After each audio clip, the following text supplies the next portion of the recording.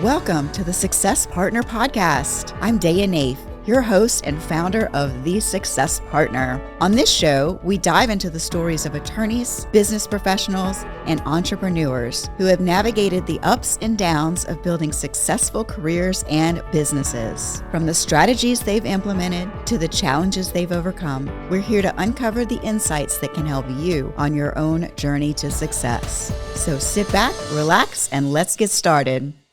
Welcome back, everybody, to the Success Partner Podcast. I am your host, Daya Naef, and tonight we have Pete Essex joining us. I'm so excited to have Pete calling in from Texas, and we've met through Provisors, which is a wonderful organization. A couple of my guests have been from Provisors. And so, Pete, just take it away. Tell us a little bit about yourself, how you got started and what you're doing, and who you really like to work with. Yeah, thanks, Dave. I really appreciate you having me on. Pete Essex. We met in Provisors. I'm a group leader here in Dallas, Texas. But after college, I was in the military, served for 8 years, did all kind of crazy stuff. Found that I really like sales because you get out of the military and it's either you're going to do operations or sales. I ended up doing sales and rose through the ranks. And I've got 25 years of leading sales organizations from 10 sales reps up to 500. I've grown companies from 42 million to 142 million. And we sold it for $1 billion, billion one actually. And then towards the latter part of my career, I worked for J&J, Boston Scientific, the big companies. And I worked for smaller companies and was very successful in those. In fact, one of the startups I was with was Natera, and I believe that company I started there. It was like 30 million. We're, I think, almost to, $1 billion in sales in that company. So I've done that. One of the issues though, is I was traveling constantly and I was literally on the road 5-6 days a week being a sales executive. And it just got to the point where I didn't want to travel anymore. So I love working with small to medium-sized companies. I love helping people out. And I joined Sales Acceleration. I'm with 360 now, which is a group of folks with Sales Acceleration here in Dallas. And we help small to medium-sized businesses with all things sales. We go in, we do an assessment, and we give advice on how to improve, the engine of the company is sales. Because a lot of business owners, small and medium-sized business owners, don't like to deal with sales. They don't understand it. It's funny. A lot of clients it's basically, I'm a fractional VP of sales. They'll say, hey, the sales room is at the end of the hall. You deal with those people. And I love doing that. And then at the end of the engagement, we have, I think it's 98% of all across the board, the country, 98% actually experience, an increase in sales. So we solve sales problems. That's professional, personal. Married, 4 kids, I'm a FAA pilot. I love to fly. Oh, I love that. Scuba diver. I'm an instructor. I've basically been all around the planet many, many times scuba diving. I've just taken up sailing. So I just got back from Croatia and I highly recommend that. Do a bareboat Croatian, do the Adriatic. So those are the types of things that I'm doing. I love that. I love that adventurous spirit, and by air and by sea, right? Absolutely. Got everything covered. Got everything covered. And then you also have a degree in chemistry. How did that come about?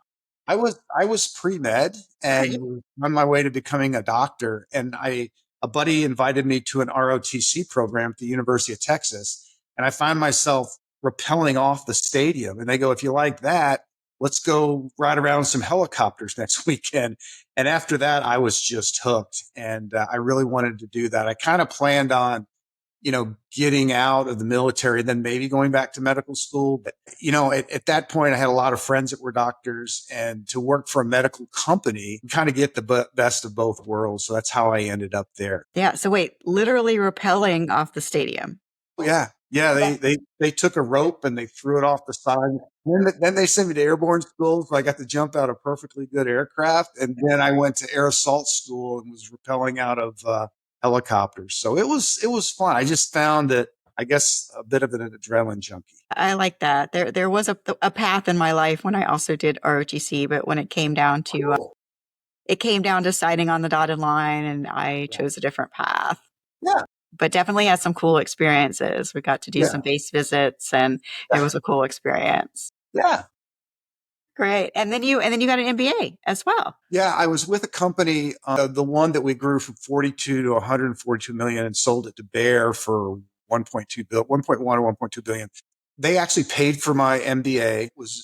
I enjoyed that. And then they needed somebody to run marketing. And I I was voluntold that I was going to take that over. So I was a VP of sales, became a VP of marketing, found that I could do it. I understand it. I'm pretty good at it, but not great. But my passion is in sales. So as soon as I had the opportunity to do that exit, I got back on the sales. Yeah, that's awesome. So like what's another good success story? So for people that listen to this podcast, I have a lot of law firms, I have a lot of smaller size businesses. Like what's a good tip or a good thing for them to know? Yeah, I think from a sales perspective, I actually had wrote a couple things down. I think I always we survey people, Sales Acceleration does every year, and we're up to like 4,500 small to medium sized businesses. There are some law firms there, and the big takeaway, Daya, is there's really three things or six things that you need to make sure you've got right with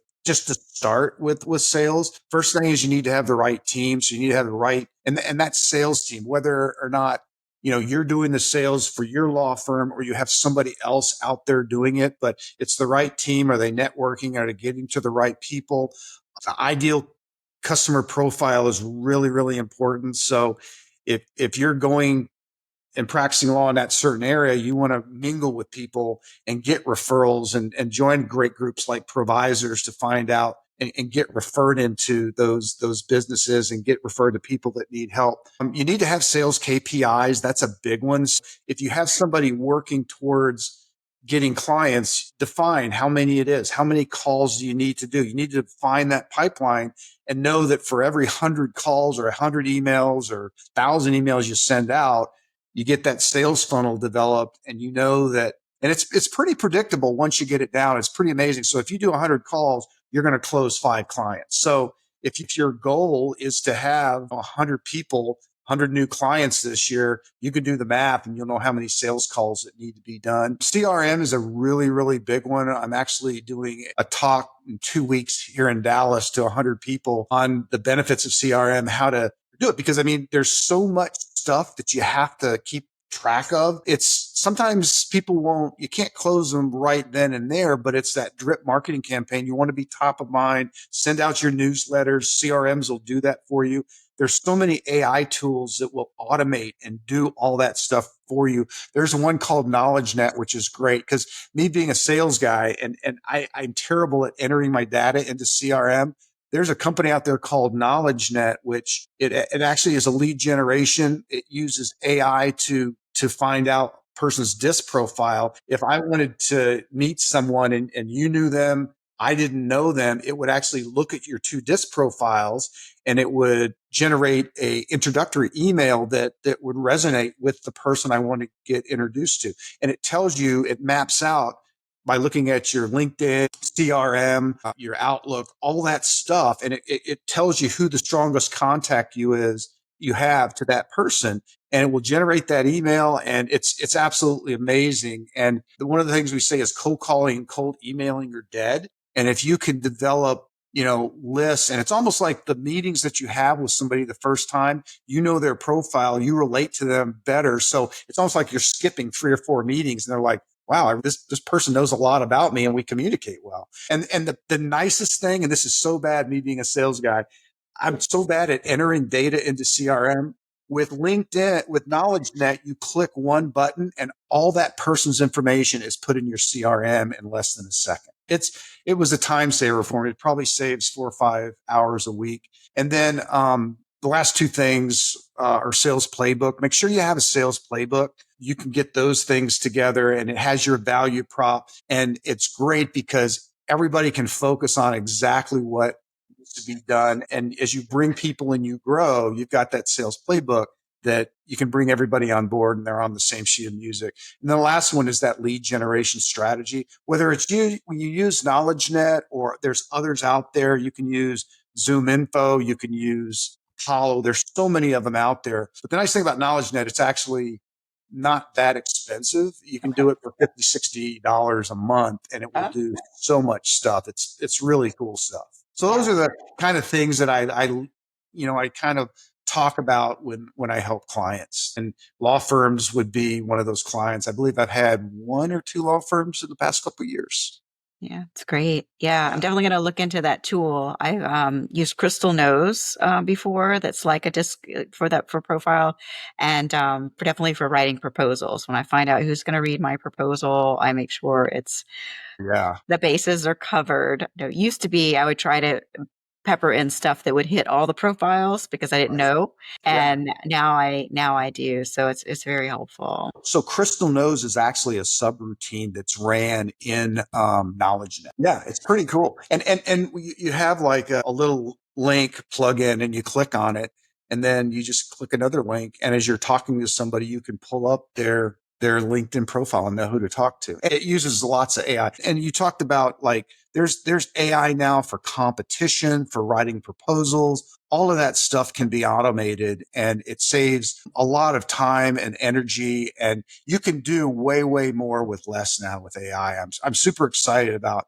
all the stuff that's going on and helping with sales. And I know, in the legal field too, there's people that kind of push back on it because it's not perfect. And I think there were some cases or something that AI can hallucinate, but Yeah. it's getting better. But it's getting It better. is. It's Yeah. getting a lot better. It is getting a lot better. And I think with the small market, small business, small law firm market, it's like we need every competitive advantage we can get. So finding out ways to do it safely and ethically and in a good container where you're going to have less of the hallucinations. And of course, the knowledgeable person in your office checking everything. It's just what we've got to do. So good. Totally agree. Well, how do people find you when they want to work with you? Yeah, I'm on LinkedIn. That's probably the easiest thing to do. I've actually gone to a video card. So I use something called Pitch59, where a lot of people don't understand what a fractional VP of sales is or a fractional general counsel.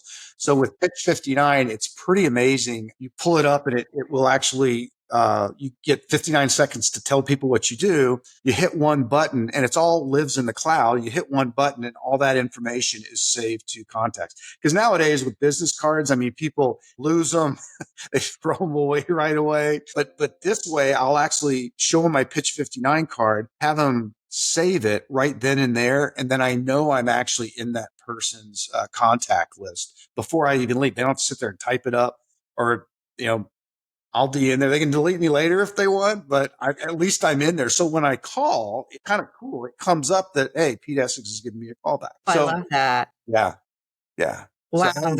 happy to share that link with you. I can send it to you. Do. Yeah, send that to me and I can put it in the show notes. And oh my gosh, this has been so informative. I took lots of notes. Yeah, I'll send you the Pitch 59, and I'll send you the KnowledgeNet information. I mean, it's so amazing what this stuff can do. And every week there's so many new things coming out. We actually had an AI expert. We had our sales acceleration meeting in Phoenix a couple weeks ago, and he wasn't live, which was weird. He actually was a Zoom meeting or virtual meeting, but he actually, talked about all the different things that AI can do, and not to be afraid of it, right? I mean, you can't trust it 100%. Like you said, you have to have that human interaction, or just to, verify and make sure everything is right. But it helps us and makes us so much better than without it. I mean, you can even do BDRs. There's one lady I'm talking to. I'm helping her company out. It's a startup, but she actually has a program, a SaaS company that will do role plays. So for sales reps, it's an AI generated person that will do a role play, and then it grades you on how you did. There's something called Sales Loft that you record calls if you have an inside sales team. And basically it will record the call, and it tells you, did you do the right thing? Because salespeople, you're not supposed to be talking all the time. You're supposed to be listening. 80% should be listening, but it will tell you what percentage time you're talking. And the other big one that I'm just now getting in, I'm a little bit behind on, but is the AI note takers, where you have a conversation with somebody and then it bullet points the things, it gives you the things to-do list. You don't have to take notes anymore. And there's so many good ones out there.